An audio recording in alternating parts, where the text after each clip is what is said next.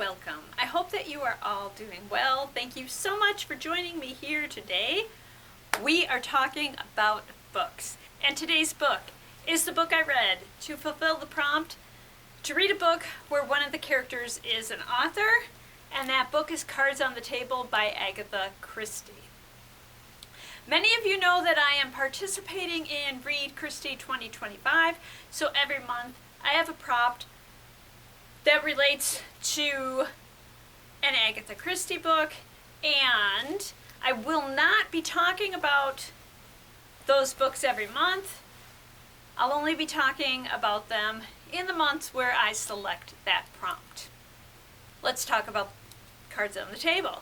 This book begins with a foreword by the author where she tells us that there are only 4 possible suspects. I read the foreword and I decided that this would be a really good book to create a crime board to help me try to solve the crime. So I got out my handy dandy sketchbook and I drew one of the scenes as I was reading it, and I also wrote information about the characters as they're introduced and then some more information about them. So let's go on to the story. Poirot is out and about and runs into an acquaintance, Mr. Shyto. And we get the impression that Poirot doesn't really like this person. And as they're conversing, Mr. Shytana invites Poirot to dinner. And he's going to introduce Poirot to criminals who have gotten away with the crime. At dinner, there are 8 guests. 4 of the guests are the criminals or the suspected criminals, and the other 4 in some way are involved in solving crimes. So one is an author, one is a police superintendent, one is Poirot, and one is a man from the Secret Service. The other 4 are, the suspected criminals, are a doctor, a woman in her 60s, a younger woman, and an explorer. So after dinner, they're divided into 2 groups, the crime solvers and the criminals, and they play bridge in those groups. At the end of the night, just as Poirot and a couple of the other guests are getting ready to go home, they discover that a murder has been committed while they were all in the connected rooms. None of the suspects can be ruled out because they've all moved around during the game. Throughout the story, Poirot and the other crime solvers investigate, and we learn what crimes were committed in the past, and Poirot delves into each suspected criminal's psychological makeup to try to decide who could have committed the crime. This is the 15th Poirot book, and it's the first to feature the character Ariadne Oliver. And she's a character who's in a few of the Poirot books, and they become very good friends over the years. It's an eventful read.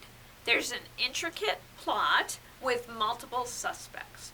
Poirot and the others not only trying to solve the crime that happened while they were there, they are trying to determine what crimes the suspected criminals committed in the past.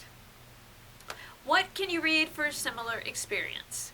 Agatha Christie books are a great source if you want to go looking for books to read that are similar to Cards on the Table. But I want to look at some more contemporary authors today. So first up is The Guest List by Lucy Foley. On an island off the coast of Ireland, a group gathers to celebrate a wedding. It's planned to be perfect. The designer dress, the remote location, and the boutique whiskey. But amidst the celebration, someone turns up dead. Who doesn't wish them well, and why? And we have The Magpie Murders by Anthony Horowitz. Alan is a best-selling crime writer. His editor, Susan, has worked with him for years, and she knows his formula. Dead bodies, intriguing suspects, and plenty of red herrings. But when she gets his new manuscript, there's a difference.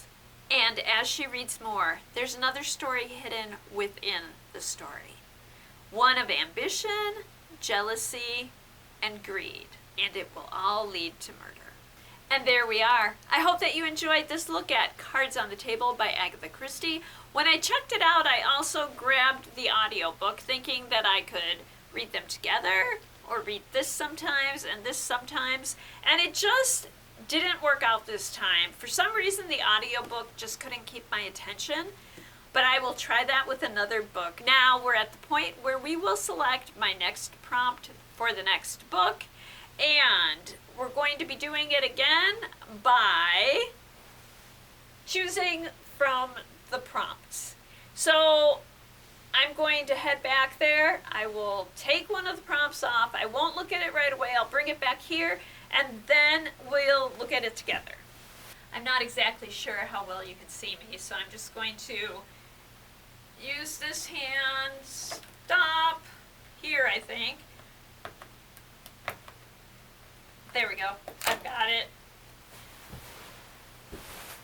I won't look at it. I'll bring it forward. This is what I pulled, and read a romance or a fantasy romance.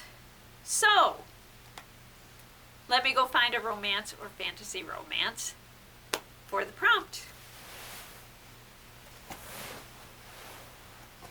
Okay, I found one, and it is Emily Wilde's Encyclopedia of Fairies. I'm not sure if this is a romance exactly, but I know it does have a romantic interest in it for the main character, so I'm going to allow that. I hope that's all right with you as well. Thank you so much for joining me here today to talk about Cards on the Table by Agatha Christie.